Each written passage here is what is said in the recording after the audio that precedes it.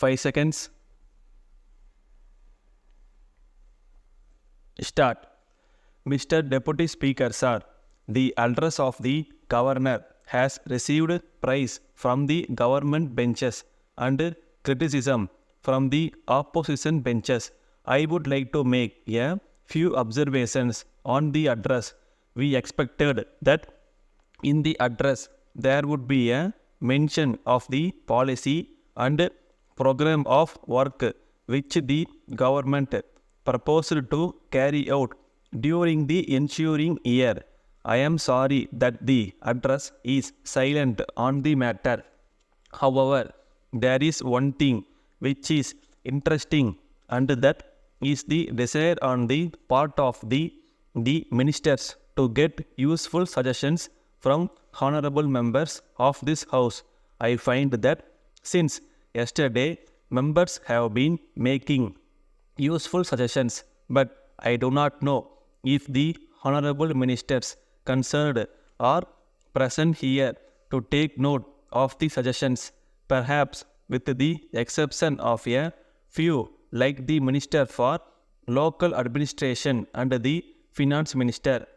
I know the Finance Minister is present for the purpose of taking notes so that he may be able to answer any criticism that may be made against the government, but he may not be taking note of the suggestions made by the honorable members for implementation at a later stage. There are two words in the governor's address, namely welfare administration. Welfare administration means the existence of a welfare state. It is the desire of everyone that a democratic welfare state should be established. It means that there will be peace and plenty, that there will be no unemployment, that illiteracy will be eradicated, that the government will take care of the old and the infirm, and that the amenities which are now enjoyed by only a few rich people will be made available even to the common man. I think that this is the ideal for which we are now striving. The question now arises as to what steps the government have taken to establish a welfare state.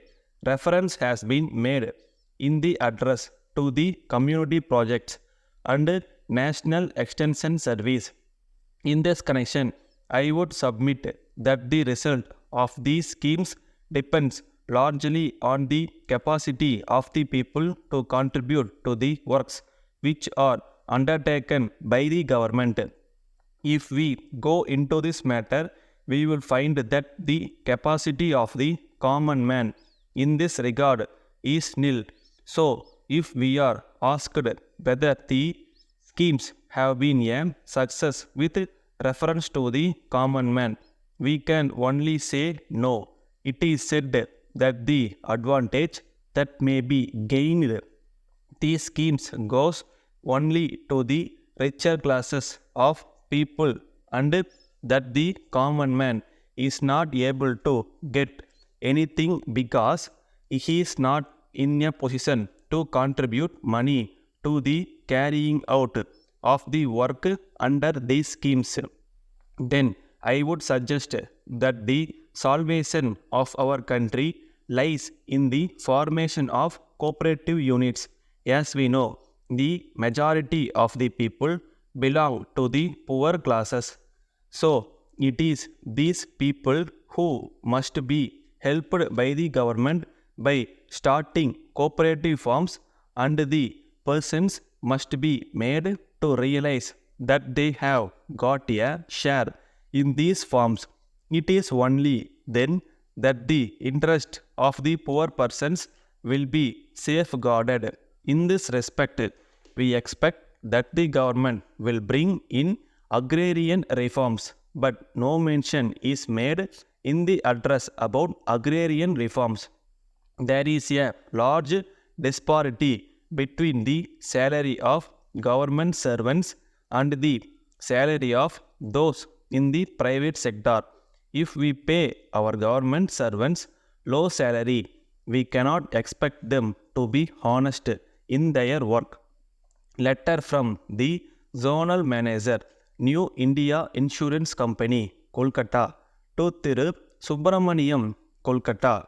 Dear Sir, we are in receipt of your letter of the 10th instant. We are sorry to learn that you find it difficult to continue your existing policy with us and so decide to surrender it. The surrender value of your policy at present comes to rupees 9,000 only. But we would like to point out that the surrender of a policy is not in the interest of a policy holder. As you will find from the figure quoted, the policy holder will get less than what he paid, and what is more, he deprives his dependents of the provision he made for them. Of course, he may think of buying another policy when his difficulties are over.